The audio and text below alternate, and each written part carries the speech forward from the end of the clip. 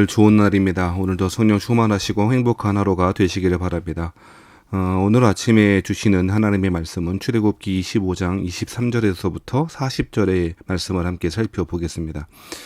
자, 출애굽기 19장의 시내산에 도착한 이스라엘 사람들은 이 출애굽기 20장부터 23장까지 하나님의 율법의 말씀을 받게 되었습니다.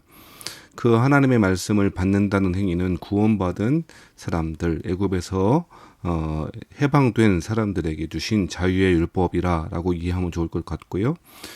그리고 24장에 와서는 시내산에서 드디어 언약식을 맺게 되어지는 장면이 기록되어 있습니다. 바로 25장부터는 그러면 이제 언약식을 맺은, 비유하자면 하나님과 이스라엘 사람들이 결혼 관계로 비유를 많이 하지 않습니까? 그 결혼한 하나님의 사람들이 어떻게 하나님과 교제하고 살아갈지, 그 성막과 그 성막에 들어간 기구를 어떻게 만들지에 대한 내용이 25장부터 기록되어 있는 것이죠. 갑자기 성소가 왜 필요한가라고 생각하실 텐데, 쉽게 생각하면 언약의 신혼방이다 라고 그렇게 이해하시면 좋을 것 같습니다. 그래서 25장 1절 2절 말씀에 보면 이스라엘 사람들이 하나님께 예물을 가져오라고 명령하시고, 기쁜 마음으로 내는 자가 내게 바치는 모든 것을 너희는 받을지니라 라고 그렇게 이야기하시죠. 감사와 기쁨으로 언약의 신혼방을 준비하고 그곳에서 하나님과 교제하는 축복을 이스라엘 사람들 얻게 되었죠. 그래서 처음에 그 언약의 성소에 제일 먼저 만들라고 명령하신 것이 10절부터 나와 있는 22절까지 나와 있는 증거궤라고 하는 것이죠. 언약궤라고 하는 것 혹은 법궤라고 하는 것으로 불려지기도 하는데요. 그것을 어떻게 만들지에 대해서 이야기하고 있고요. 그 증거궤, 언약궤 혹은 법궤, 그 언약궤의 속에다가 증거판을, 하나님께서 모세를 통해서 주실 증거판을 그 속에다 넣으라고 명령하셨고요. 그래서 오늘 본문에는 25장 23절부터 40절에는 성소에 들어갈 기구 중에서 진설병을 두는 상을 어떻게 만들지가 23절부터 30절까지 나와 있고, 31절에는 촛대를 만들고 그 등잔대를 어떻게 만들지에 대한 내용이 기록되어 있습니다. 기록된 어떻게 만들라라고 하는 내용도 중요하겠습니다만, 그 내용의 의미가 우리에게 중요할 텐데요. 자, 이스라엘 사람들이 동쪽으로 향한 문을 통하여 성소에 들어가면 제일 먼저 번제단을 만나게 되어지고, 그 다음 물두멍을 만나게 되죠. 그런 다음에 성소로 들어가게 될 텐데, 성소에 들어가면 휘장이 하나 막혀 있죠. 그것이 성소와 지성소를 가르는 휘장일 것이고요. 그리고 그 성소 내에 있는 기구들, 그 성소에 들어가자마자 제일 먼저 앞쪽으로 보이는 것이 분향단일 것이고요. 그리고 좌측으로 보이는 것이 촛대, 금촛대일 것이고, 오른쪽으로 보이는 것이 바로 진설병이다라고 할 것입니다. 진설병이라고 하는 것은 히브리 말로 레헴파님이라고 하는 말인데요. 레헴파님이라고 하는 말은 우리말로 번역해 보면 얼굴의 떡이라고 그렇게 번역할 수 있는 것이죠. 자, 이 얼굴의 떡이라고 불려지는 진설병을 어디다 두어야 될지, 그 상을 어떻게 만들어라 라고 하는 이야기가 23절부터 30절에 나와 있고요. 자세한 내용을 아는 것도 중요하지만 그 의미를 아는 것이 더 중요할 텐데, 그 상 위에 진설병을 두어서 항상 내 앞에 있게 하라 라고 이야기하고 있죠. 조각목, 즉 아카시아 나무로 상을 만들게 되어질 텐데, 그 아카시아 나무로 그 진설병을 둘 상을 그렇게 만들어라 라고 이야기합니다. 진설병은 6개씩 두 줄로 모두 12개가 상 위에 오르게 되죠. 만든 그 상에 오르게 되어 있는데, 이것은 12지파를 상징한다 라고 볼 수 있을 것입니다. 진설병은 안식일마다 새 것으로 바꾸게 되어 있었고요.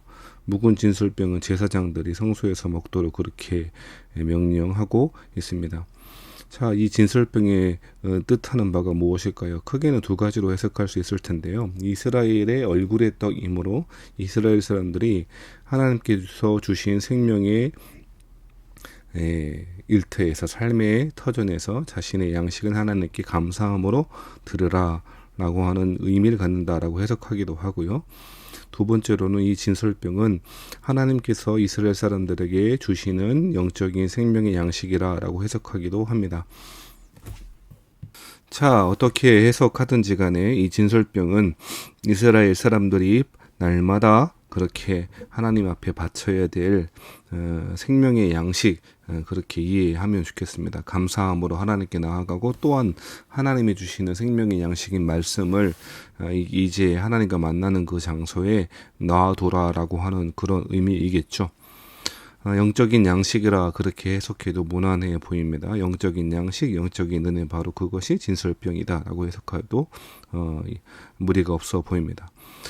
이 양식은 하나님께서 채워주시는 것이고, 즉 하나님의 말씀을 통하여 이스라엘 사람들이 생명의 양식을 누리고 그 하나님과 함께 그 말씀으로 하나님과 함께 교제하게 된다라고 하는 의미를 갖게 될 것입니다. 사랑하신 성도 여러분, 우리가 하나님을 만나는 방법은 내 노력이나 나의 어떤 추구와 나의 탐구가 아니고, 하나님이 정하신 방법에 따라 하나님의 말씀을 통하여 우리는 하나님께서 말씀하신 방법을 통하여 만날 수 있다라고 하는 것이죠. 그 의미가 더 중요해 보인다는 것입니다. 두 번째로 31절부터 40절에는 금초대를 만들기 위해서 등잔대를 쳐서 만들고 순금으로 그렇게 만들고, 그 금초대가 7 금초대를 그렇게 만들게 되라라고 하는, 만들어라라고 하는 이야기가 본문에 기록되어 있습니다. 성소 안에서는 항상 등잔을 켜두어야 했습니다. 등잔대는 순금으로 만들어졌고요.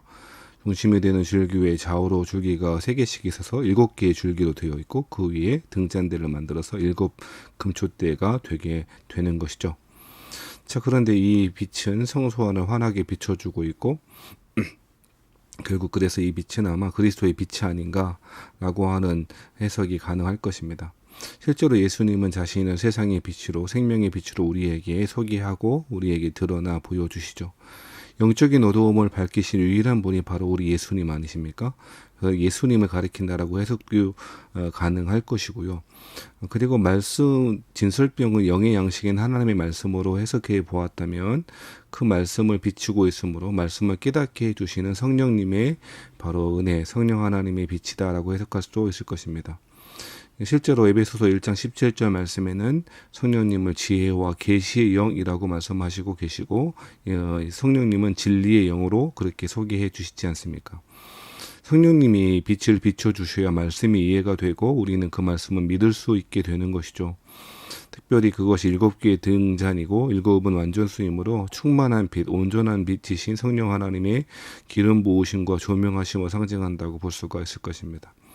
정리해보자면 오늘 본문의 말씀을 통해서 하고 싶은 이야기는, 하나님께서 언약의 신혼방을 만들도록 명령하셨는데 그 가운데 진고기를 먼저 만들고 이후에 필요한 진설병을 두는 상, 그래서 진설병을 우리에게 말씀하셨고, 그리고 등잔대를 통하여 그 빛이 되신 예수님, 또 우리에게 말씀하신 것을 가르쳐 주시고 생각나게 해주시고 깨닫게 하시는 성령님을 상징한다. 그것을 통해서 하나님을 만나야 된다라고 그렇게 이해하시면 좋을 것 같습니다. 사랑하신 여러분, 예수님은 생명의 떡이시죠. 또한 세상의 빛이십니다. 그 예수님을 통해서 우리 하나님께 나아갈 수 있으며 하나님께서 베푸신 신령한 은혜를 맛볼 수 있는 것이죠. 예수님을 통해서 받은 이 은혜, 우리 이웃들과 신실하게 나누어야 될 책임이 우리 안에 있는 것이죠. 사랑하시는 성도 여러분, 생명의 빛이요 생명의 양식이신 예수님을 증거하고 그 예수님 안에 영혼이 소생되어지고 쉴만한 물가 푸른 초장으로 인도하시는 하나님의 은혜가 저와 여러분에게 날마다 가득하게 넘치시기를 주의 이름으로 축원합니다.